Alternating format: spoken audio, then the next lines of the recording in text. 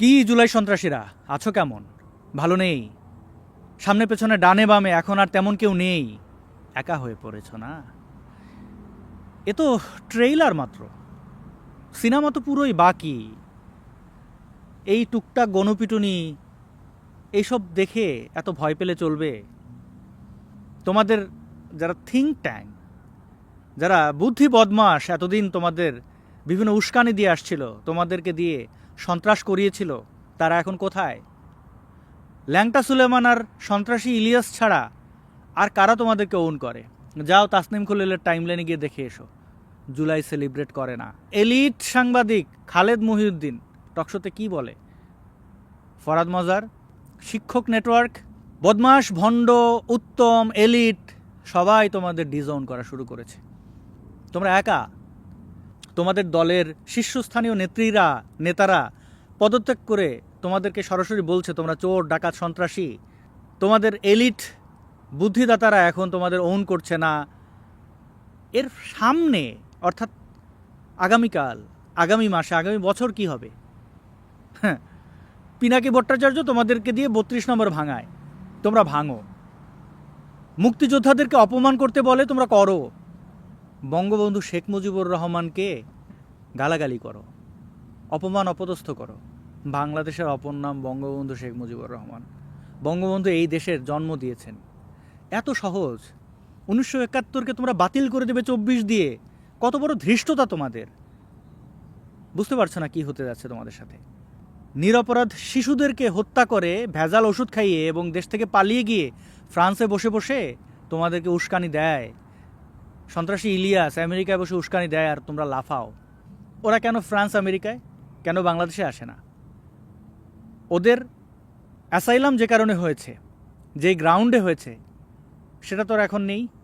এখন তো বাংলাদেশে তাদের কোনো থ্রেট নেই, কেন আসে না? ওই দেশে কেন মিথ্যা বলে আরও কিছু থ্রেট তৈরি করে বলে আমাকে রাখো, আমাকে ওখানে পাঠিও না, গেলে আমি মরে যাব, আমাকে মেরে ফেলবে?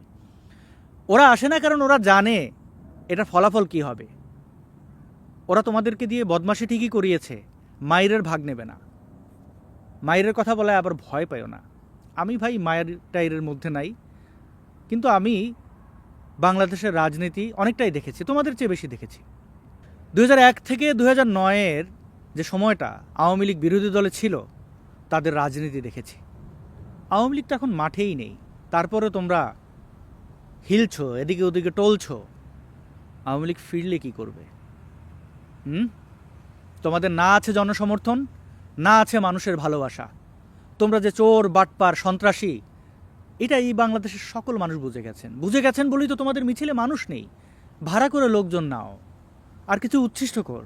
সুসময়ের পাখি উচ্ছিষ্ট আছে, এখন আছে। দুদিন পরে দেখবে ওরা তোমাদেরকে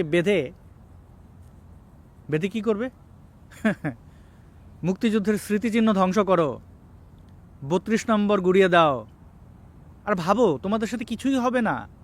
এত সহজ। একটু নিজের পরিবার পরিজনের সাথে একটু কথা বলো তো। আমার ধারণা তোমাদের পোতার উপরে একটা ঘাসও থাকবে না, পোতার উপরে একটা ঘাসও থাকবে না। কতজন পালিয়ে যাবে? কতজন? আওয়ামী লীগের দীর্ঘ সেট আপ থাকায় তারা চলে যেতে পেরেছে। তোমাদেরকে প্রশাসনের কোনো কর্মকর্তা পছন্দ করে বলে আমার মনে হয় না। আহারে, ভবিষ্যৎ যে কি আছে। তোমাদের সাথে ভালো হোক, কিন্তু ভালো তো হবে না, কারণ তোমরা সন্ত্রাসী। সন্ত্রাসীর সাথে কখনো ভালো কিছু হয় না। এখন তো সরকারি প্রোটোকল নিয়েও ডিম ছুঁড়ে মারছে এক প্রকার। ব্রিটেনে কি হয়েছে মনে নেই? গণশত্রু ডাস্টবিন শফিকুল কীভাবে উষ্টা খাচ্ছিল, এগুলো দেখে বুঝতে পারছো না? তোমাদের মাথার উপর আছে কে? সন্ত্রাসী আসিফ নজরুল, ডাস্টবিন শফিক, সুধী মহাজন এবং সন্ত্রাসী ইউনুস। আর কে? আমেরিকা। পশ্চিমারা পাপেটদের খুব বেশি দিন পালে না, ফেল হলে ছুঁড়ে ফেলে দেয়। তোমরা তো ফেল। এখন ওই সফল মনে করো নিজেদেরকে। পটিয়ায় গিয়ে আগস্টের মতো সন্ত্রাস চালালে, পুলিশকে হুমকি ধমকি দিলে, মেরে ফেলবে বললে, বিভিন্ন জায়গায় পোস্ট করে বেড়ালে কিভাবে ঝুলিয়ে মারবে, পটিয়ায় ফুটওভার ব্রিজ আছে সেগুলো জানান দিচ্ছ। আমার ভাই রক্তে লাল, পুলিশ কোন চেটারবাল। দিন কি এভাবে চলে? চলে না। এবং ইউনূস সরকার আসলে আমি খুব এই বুড়ো লোকটার জন্য শুভকামনাই করি, কিন্তু বাস্তবতা হচ্ছে টোকাই উপদেষ্টাদের আর ওই সমন্বয়কদের তো কিছু থাকবে না। ইউনূসের নাম চিহ্নই বাংলাদেশে থাকবে না। বিভিন্ন জায়গায় ইউনূসের নামে ভাস্কর্য হবে জুতো মারার জন্য। এই বাংলাদেশ খুবই নির্মম, খুবই কঠিন।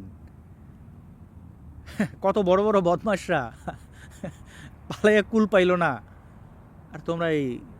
যাই হোক, আমি ইউনূসের জন্য শুভকামনা করি, এবং এই বাচ্চা উপদেষ্টা টোকাই ফোকাই যারাই যে পদে এসেছে, যত বড়ই সন্ত্রাসী নিজেদেরকে ভাবুক, কিন্তু তাদের ভবিষ্যৎ নিয়ে আমি আতঙ্কিত এবং তাদের জন্য শুভকামনা করি। ওরা যদি মানুষের কাছে ক্ষমা চায়, মানুষ হয়তো ক্ষমা করেও দিতে পারে।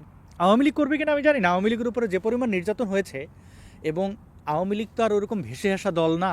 ৭৫-এ আওয়ামী লীগের সাথে যা হয়েছে, বঙ্গবন্ধুর মতো এত জনপ্রিয়, এত বিশাল মাপের এক নেতাকে সপরিবারে হত্যার পরেও আওয়ামী লীগ খুব দ্রুত ঘুরে দাঁড়িয়েছে। এবারও দাঁড়াবে। এবার তো মানে আওয়ামী লীগের কিছুই করতে হয়নি, আওয়ামী লীগ মাঠে নেই, কিছুই তাদের করতে হয়নি, তোমরাই তোমাদেরকে ডুবিয়েছ। আওয়ামী লীগ ফিরলে, ওই যে বলছিলাম, বাড়ির যে পোতা হয় না, মানে গাছপালা, মাটি, ঘাস, কিছুই থাকবে না। কতজনকে নিয়ে পালাবে? বিদেশে গিয়েও তোমরা রেহাই পাবে না, ওইখানে মানুষ জুতাবে।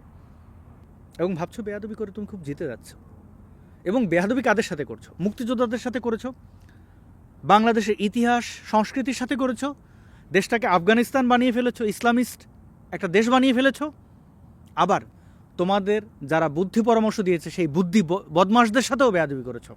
কয়দিন আগে খালিদ মহিউদ্দিনের একটা টক শো দেখছিলাম, তো সেখানে একক অতিথি ডেকেছে বেয়াদব হাসনাত আবদুল্লাহকে। ওই বেয়াদবটারে খালিদ মহিউদ্দিন প্রশ্ন করে, এইটা কি ওইটা কি? ও উত্তর শুরু করে কেমন জানেন? ওকে ফাইন, মানে একটা বিশাল হরিদাস পাল। আমি আপনি স্পেসিফিক উদাহরণ খুব ভালোবাসেন, আমি চাইলে আপনাকে অসংখ্য স্পেসিফিক উদাহরণ দিতে পারি। যেমন হেফাজতের সম্মেলনে আপনার অবস্থান, আবার সেনাবাহিনী নিয়ে আপনার মন্তব্যের ক্ষেত্রে সার্জিসের একমত না হওয়া, এইটাকে শিষ্টাচার বহির্ভূত বলা পাটোয়ারির। আবার ধরেন নারী ইস্যুতে আপনার অবস্থান বনাম এনসিপির অবস্থান, আপনাদের অবস্থান বনাম বিভিন্ন অবস্থান হেফাজত, সেই ক্ষেত্রে কি আপনার আলাদা আলাদা দল কিনা আপনি যদি একটু ব্যাখ্যা করতেন। Okay fine. আরে বেটা, Khalid Mohiuddin under the table কি করছে, সে অ্যাসাইনমেন্ট পালন করছে কিনা তুই নাইলে এটা জানোস? এরকম খোলা মাঠেগুলো বলে দিতে হয়? শত হলে তো সে তো তোর ইউনিভার্সিটির বড় ভাই। মজার বিষয় হচ্ছে খালিদ মহিউদ্দিনকে সে ডাকছে খালিদ ভাই বলে, খালিদ নাকি নামটাও জানে না। এবং কথার প্যাটার্ন আমি খুব মজা পেয়েছি। আপনি একজন নাগরিক, আপনার বাড়ি দেবিদ্বার, আমার বাড়ি মুরাদনগর, আপনি রাস্তার মধ্যে হাত দিয়ে আপনি বলতেছেন ফ্রাস্ট্রেটেড ভাই। কেন ফ্রাস্ট্রেটেড বলেন ভাই? আপনি সোলজাররা তো মাঠে চূড়ান্ত ফ্লপ খেলো, এক বছর যেতে না যেতেই তুমুল অজনপ্রিয়। তোমরা যে গণ অভ্যুত্থান করেছিলে তাতে সাধারণ মানুষ গিয়ে প্রতারিত হয়েছে, তারা প্রতারিত হয়েছে। অধিকাংশ লোক এখন সেখান থেকে সরে যাচ্ছে, অধিকাংশ ছাত্র এখন সেখান থেকে সরে যাচ্ছে, এবং তারা বলা শুরু করেছে যে আমরা প্রতারিত হওয়া বোধ করছি। মায়ের খাওয়া শুরু হবে। এই ভিডিওটি আপলোড করতে না করতেই দেখা যাবে মায়ের শুরু, সামনের মাসে বা এক বছর পর। অবস্থাতে বাংলাদেশের মুক্তিযুদ্ধকে ছোট করতে দেব না। এই অর্বাচীন ছাত্ররা কি বাংলাদেশের ইতিহাস যদি লিখতে হয় বঙ্গবন্ধুকে বাদ দিয়ে লিখতে পারবে? বঙ্গবন্ধু শেখ মুজিব কি শেখ হাসিনার বাবা? সে আমাদের বাবা। ফজলুর রহমান ছাত্র জীবনে, আমি বলি এই বলা ঠিক হবে কিনা, ফজলুর রহমান বলছিল একবার যে শেখ হাসিনা বঙ্গবন্ধুর আত্মজা, আমরা হলাম তার সন্তান। কিসের সন্তান? আদর্শের সন্তান। আমরা যে মুক্তিযুদ্ধ করলাম, আপনারা এটা বুঝেন, মুক্তিযুদ্ধের ফসল হল আমাদের সংবিধান, 4 মূলনীতি। এই ডক্টর কামাল হোসেন এখানে বসে আছেন, 4 মূলনীতি হলো আমাদের মুক্তিযুদ্ধের ফসল। সে মুক্তিযুদ্ধের ফসলই নাই, তা আমি থেকে কি লাভটা হবে? আমি মুক্তিযোদ্ধা, আজকে বঙ্গবন্ধুকে এত অপমান করতেছে, মুক্তি 24 সাল নাকি দ্বিতীয় মুক্তিযুদ্ধ। এই শহরে বাচ্চারা যে এই কথাটা বলে, তখন আমাদের আত্মহত্যা করা উচিত। দ্বিতীয় মুক্তিযুদ্ধ কোথায়? আমাদের আত্মহত্যা করা উচিত। উচিত। আমি ফজলে বলছিলাম যে আমি যাবো না, কারণ আমার বক্তৃতা করলে আমার হুঁশ থাকে না।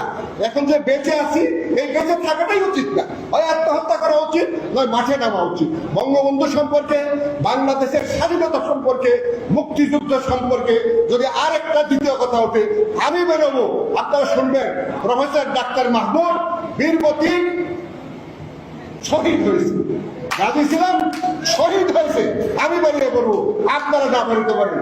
ধন্যবাদ। জয় বাংলা, জয় বঙ্গবন্ধু, জয় হোক মুক্তিযুদ্ধ। এটা সহজ হিসাব।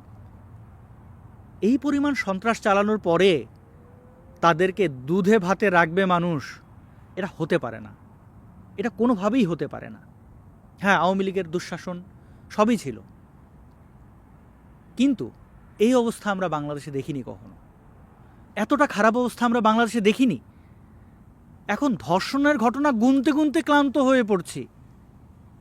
কুমিল্লার সেই মুরাদনগর থেকে শুরু করে কতগুলো বলবেন, নোয়াখালীতে, চাঁদপুরে, আজকে দেখছিলাম যশোরে একজন বুদ্ধি প্রতিবন্ধীকে পিটিয়ে মেরে ফেলেছে। যে আমি একটা কথা বলবো, এখন বর্তমানে যে দল চলছে, এই দলই হচ্ছে ডাকাত দল, এরাই হচ্ছে সন্ত্রাস কুখ্যাত। এই সন্ত্রাসীরা দেখা যাচ্ছে লুটিপুটি কাজ। আমি একজন, আমার টাকা ইউনুস, শেখ হাসিনা চলে যাওয়ার পরে ইউনুস টাকা দিয়েছে 5 বার, এই টাকা 1 টাকাও আমার দেয়নি। আবার গত পরশুদিন, কত তারিখ তো জানি না আমি, গত পরশুদিন আবার দেখতেই যেতে দেখালে ওই জামসুদের ঘরে ঢুকিলে, তা আমি আবার ওয়াট আউট দিলাম, তার কাছে ওই বাঘ কলে। সে শেখ হাসিনার আমলে ভাতা পেত, এখন সে কেন পাচ্ছে না তাই সে কিছু কথা বলেছে, বলবেই তো, সে তো এই দেশের নাগরিক। আর তার তো মানসিক ভারসাম্য আপনার মতো ওইরকম বদমাইশি বুদ্ধি নাই। সে কেন বলেছে, কেন এই জুলাই বিপ্লবীদের সমালোচনা করেছে। আবার দেখা যাচ্ছে এই ড্যান্ডিখোর আবু সাইদ, ওই সন্ত্রাসী গেছে পুলিশ পেটাতে, পুলিশ পেটাতে গিয়ে উল্টা মার খেয়েছে। পুলিশের কাছে হেলমেট থাকে, সেলফ ডিফেন্সের অনেক জিনিস থাকে, তো ওর কাছে তো কিছু নাই, বরং ও বোধহয় ওর মতো অন্য সন্ত্রাসীদের ছোড়া ইটে আঘাতপ্রাপ্ত হয়েছে, মরে গেছে, মারগায়া মাদারচোদ। সেইটাকে বানিয়ে ফেলেছে নবী।